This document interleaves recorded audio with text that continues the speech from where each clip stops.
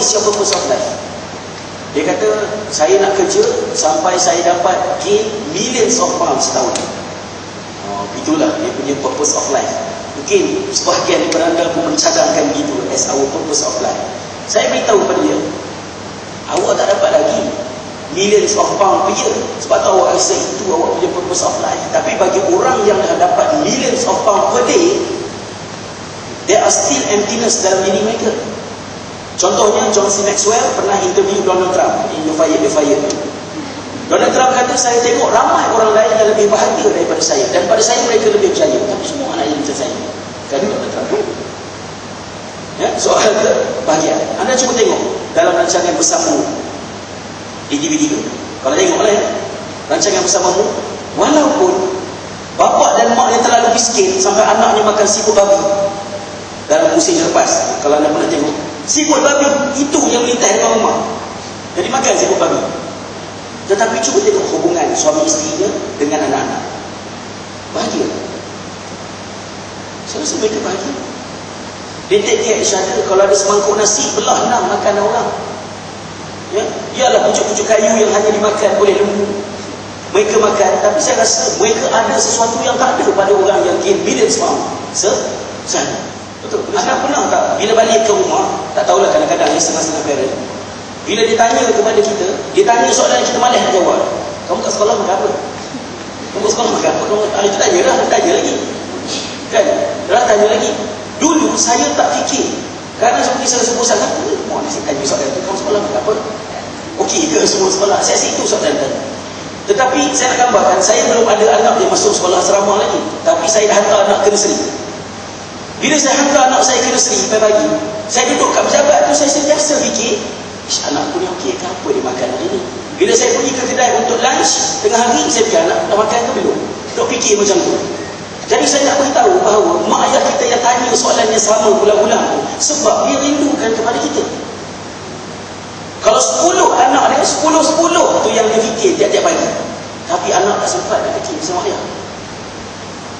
Saya berikan satu gambaran. Katalah gini, anda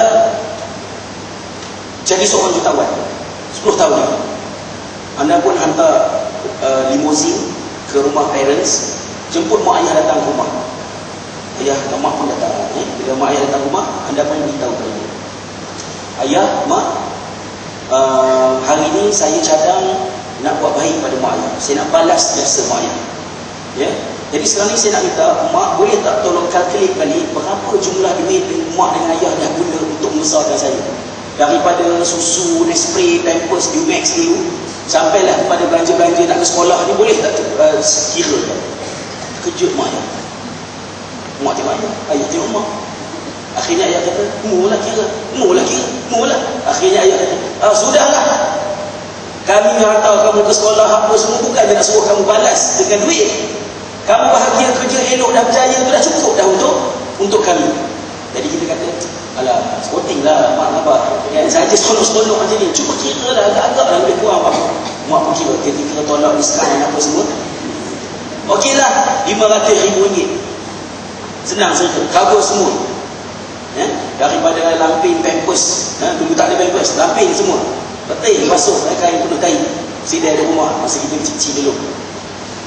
Kemudian sampai besar, kira-kira RM500,000. Anda pun kata, alah, payah sangat nak RM500,000. Anda pun tulis RM1 juta sahaja bagi pada ayah.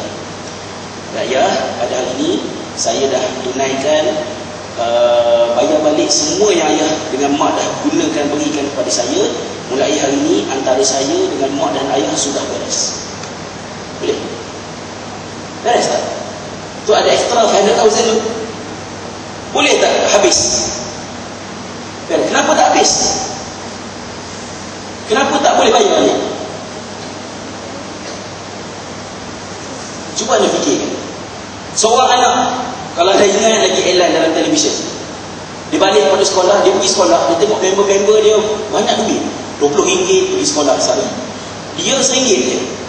Jadi bila RM1 saja duit dia, akhirnya tanya member dia, kau dapat duit banyak macam mana?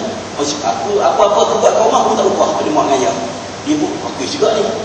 Jadi dia balik ke rumah, satu hari mak dia masuk ke bilik, masuk bilik mak ni lah, jumpa satu kedai, ya, bil, apa ni, claim, upah angkat kain RM3, upah pergi kedai beli garam RM2, upah sapu sampah RM4, ya, upah ni upah apa semua sekali, tolaklah diskaun RM20. Terkejut mak. Dia besarkan anak dengan penuh kasih sayang, dengan penuh kesukaan. Tiba-tiba macam mana seorang anak boleh dapat idea macam tu? Tapi mak ni cerdik, dia sorok, dia tak tunjuk pada ayah dia. Ya? Dan mak dia tulis sikit, bagi balat, maknanya ikutlah apa yang dia claim tu, lepas tu tinggalkan kat bilik adik, kat rumah, dekat bilik anak dia tu. Dan bila anak dia buka pintu bilik, tengok di kertas, mak dia tulis, upah mengandungkan kamu dengan penuh keletihan dan kesakitan, percuma. Upah mengeluarkan kamu dengan penuh kesakitan antara nyawa hidup dan mati, percuma. Upah tak tidur malam selama 2 tahun kerana membaca susu tiap malam untuk kamu, percuma. Lepas tu nanti keluar adik kamu pula, tak cukup tidur lagi, betul tak? Baru nak besar tak cukup tidur lagi. Kalau 10 anak 20 tahun tak cukup tidur, mak ayah kita. Upah membesarkan kamu, membasuh berak kamu, percuma. Jumlah total percuma. Saya nak beritahu pada sahabat-sahabat semua, kenapa bila kita doa minta Allah ampunkan kita, Allahumma firli, kita sebut wali walidayya warhamhuma kama rabbayani shaghira. Kenapa bila kita minta ampun daripada Allah, kita kaitkan dengan kasih sayang mak bapak kita? Ini rahsia. Ya? Hanya satu sahaja, hanya 2 sahaja manusia dalam dunia ni yang boleh beri kasih sayang kepada kita tanpa syarat. Unconditional love. Saya masih ingat semasa saya di sekolah, saya form 5, ada budak form 1 kurang ajar, jahat nak mampus, macam Persik. Yang paling saya sedih bila budak ni jahat ialah pada hari Ahad, bila mak dia datang, ayah dia datang ke sekolah nak melawat dia. Kawan-kawan nampak, oh itulah mak bapak Persik.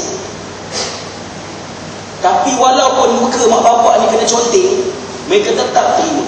Anak membunuh mak bapak yang masuk mahkamah jurana bagi pihak, tapi terima. Anda tengok dalam gambar masa hari ibu, anak merompak kena masuk dalam penjara, mak datang lagi melawat. Tetapi kita terlalu sibuk. We are so busy with our own business. Saya. Dan durhaka saya kepada mak saya berlaku dalam bentuk yang mudah saja kalau dia nak berlaku. Saya biarkan mak ayah saya sendiri di kampung. Mak ayah saya tak ada, saya biarkan mak saya. Bila saya telefon, mak apa khabar? Baik. Macam mana mak? Sunyi. Kenapa? Kawan-kawan semua dah mati, kata mak saya. Kawan lain di sebelah rumah dah mati. Orang lain dah mati, dia tak mati. Kadang-kadang dia fikir, dia mati, dia hilang di sini. Kadang-kadang berfikir begitu. Anak ramai tapi tak sempat. Ini dosa akhir zaman, durhaka kepada mak bapak. Anda semua akan membayar harga untuk pergi ke UK dan New Zealand. Di antara harga yang anda bayar ialah padan muka mak ayah, rindu yang lain saya tak ada. Itulah dia. Apa sebenarnya anda nak beli dengan membayar harga yang begitu mahal?